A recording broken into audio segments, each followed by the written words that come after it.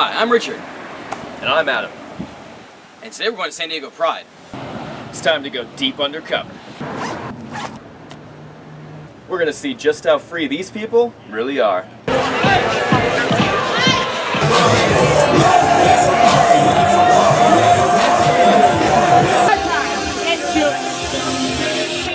let me go like a paper toe. Come on, Zena, here we go. Turn this down a little. 1, 2, 3. That's right, baby. Listen to me. For they shall obtain mercy. Blessed are the pure in heart, for they shall see God. Friends, are you pure in heart? Are you pure in heart? Or are you following your heart? Jesus has to give you a new heart. 1954, my dad was a producer, director, and writer with CBS Radio, and he got listed in the blacklist by somebody who was taking names, and we're talking about the whole idea of the privacy and the secrecy, and all these conspiracy theories have some basis in truth and history. My dad used to say, you know, Chris, do whatever you do, make sure that you understand this kind of shit could happen to you. And today, I'm not worried that it can happen to me because we have a more open society, but it's because of the things that people have done before. In the civil rights movement, the anti-war movement, the gay rights movement. My bar in 1968, when I first came out, was the Stonewall Bar in New York, a year before the riot that we're all talking about today. We used to be afraid that every night we went to the bar that we might get arrested, that it might be a police raid. Arrested for what? Being in a legal situation, because the bars in those days were owned by the mob, and they were, you know, not considered part of the normal fabric of society. And that's in New York in 1968, which is a liberal city. Okay? So for a long time, you've been in positions where you say government authority or the social good has been contrary or impeded your ability to live your life freely as you so choose to live it. That's right. And I think that what has happened, if you look at the history of the civil rights movement, the anti-war movement, the only time things ever really happen is when there's a dynamic change. You know, I remember strategy sessions in the anti-war movement, talking with people about we need to get people arrested. We need to have people show that the man is on our ass. That was a radical folk. Are you part of the anti-war movement today?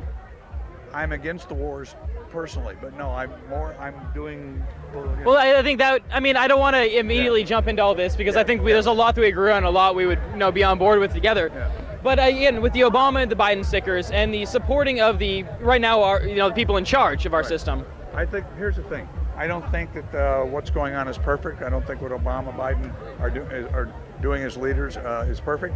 But I'm not the leader of the free world. I'm not the president of the United States, the vice president of the United States. These guys have to run the entire country. Yeah, they have to run a country that has. Because honest to God, what it is, we have a different dynamic of an enemy. We really do. We don't have a sovereign nation that's our enemy. Okay, so, based on the fact our founding fathers did it so well, in a sense, that they gave us a written document that can evolve over time.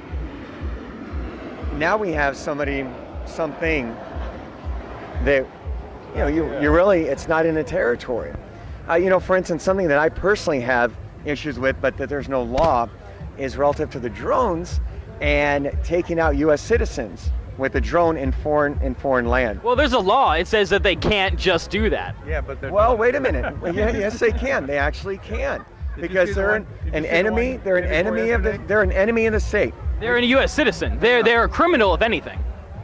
Okay, you can charge them with treason, you can charge them with sedition, but you can't just say they're an enemy of the state. Let's put it in perspective, okay?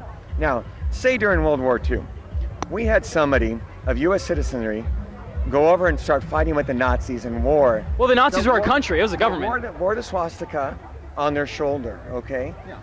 Now, the Congress did give the war powers. Yeah, it was actually World War I and World War II. They actually did. We have other parallels. We had the Civil War. We were just in Spain, and we saw the Guernica, which is the Picasso Brigade, on behalf of the Republicans in Spain, the anti-fascists. Okay, And I don't think there were others on the other side, but there were other people in other countries. But what was different is they were actually armed combatants of a foreign power, all right, which could be considered, if you took arms up against the state, the United States, treason or sedition. What we're talking about here is people are going and taking up a little thing of chemical on an airplane to blow up their tennis shoes or their balls and underwear on an airplane because of a concept or idea. They don't work for Al-Qaeda, and Al-Qaeda is not a member of a state. So you would say that they're not exactly a military force? Well, it's not so much that they're not a military force, they're not even aligned with a military force. They're not working for a military force.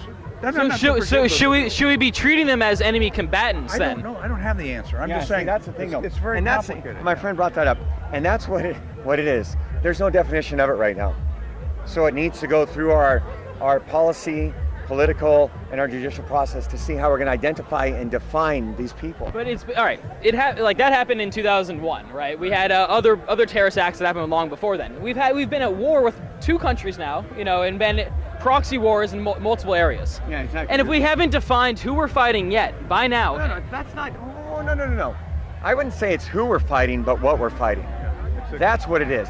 We know who, okay, but we don't know what.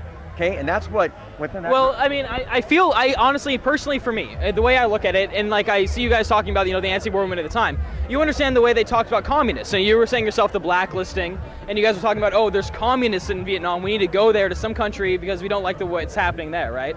I don't see it as very different to say terrorism now versus communism then. And you can say, yeah, there are terrorist acts that happen, bombs go off, but you are 800% more likely to be accidentally killed by a cop. Way more likely to be struck by lightning than you are to actually be killed by a terrorist. And like from somebody in a situation like this where we're talking about now we're being allowed to get married as opposed to it just being a natural right of, humans have the freedom of association to do what we want to do as consenting adults. I don't feel like just trusting these people in power to dictate to us what is an enemy. Let me tell you, wait a minute. First and foremost, you're trusting the people that elect them, okay? That's who puts them there. Okay, and you as a media outlet, right? Well, I mean, we can debate the election process. You doing a media outlet, such as we're doing here with this interview, you're the 4th branch of government. That is your watchdog to come and weed these people out, okay?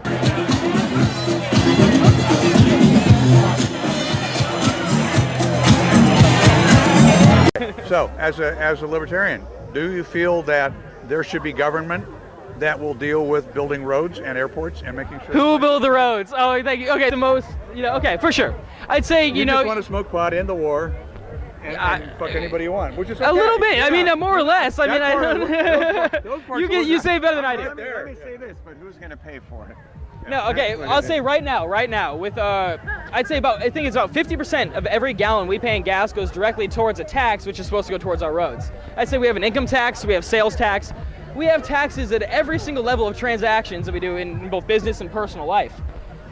If you think that a business that has a huge incentive to have a road coming to their business, or a person who has an incentive to have a road coming to their property, wouldn't be willing to contribute the same amount that they contribute to these taxes, which also fund wars, That's not the commonweal. The commonweal is the commonwealth of the common infrastructure for right, and I'd say if there was one businessman, okay, J. Paul Getty's going to say, build a road to my factory. Thank you, I'm for it. No, you got to build a road to someone else's place too. Totally, I agree. Well, the workers can get to the factory to work, to make money to feed their... Well, the factory wants the workers to get there. You have to educate the masses. And so do people that want to buy that product.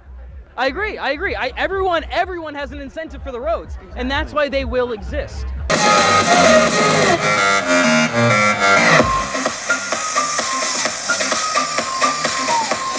I guess from my perspective, the government is subsidizing relationships they feel are proper or legitimate and not giving the same tax breaks to others. Well, if they're going to give tax breaks to heterosexuals, why shouldn't they give it to homosexuals? Well, for example, me and Adam here real quick. We're not gay, but we live together, we work together, we do everything together. And, I mean, for all intents and purposes... Excuse me, don't anybody still sitting here? Oh, no. But for all intents and purposes, we can't get married, I guess not even gay married, because we don't have a physical relationship. And I'm curious, do you think that marriage is defined by your physical relationship, or do you think that it has just something to do with 2 consenting adults who share a life together, benefiting each other? Wow. That was a good question. That one. Because in the way I view it is like we literally work together, we live together, and we're all about individual rights. And if the government is picking and choosing what types of relationships to give tax breaks to, why can't me and my business partner, my life partner, in most senses other than the fact we don't fuck each other, why can't we get a tax break too? Oh my God, Donnie, that's something I never even thought about. Yeah. You know, because then that brings in a whole another can of worms where it's like any two people get married. can get married, and the only bond with them is. It's love. But Well, but what is love? Who defines love? No, you're right. Nobody can define what love is. I love Adam. You know. See, that's literally all I know. That's good though. Hey, you have a good crowd. You guys having a good night or what? Yeah, we are. We are. Are you sure? I wish I was having this good a night. You're making it better. But without this subsidization, without the government getting involved in terms of tax breaks, there would be no actual difference between a gay marriage or a heterosexual marriage or any sort of marriage, any sort of voluntary male or female or male or any adult interaction. So I guess the crux of it is now that the government has finally seen right to give you the chance to get married and maybe it'll be okay. Do you see it as morally subversive or do you see it as a morally legitimate entity? Now that it's happened to got around to the point of giving you rights? Or do you see it as an illegitimate entity forcing a social good that the culture has dictated upon you in the first place? I agree with the second part, where it is. It's moved. I can't say how you said it, but I agree with it.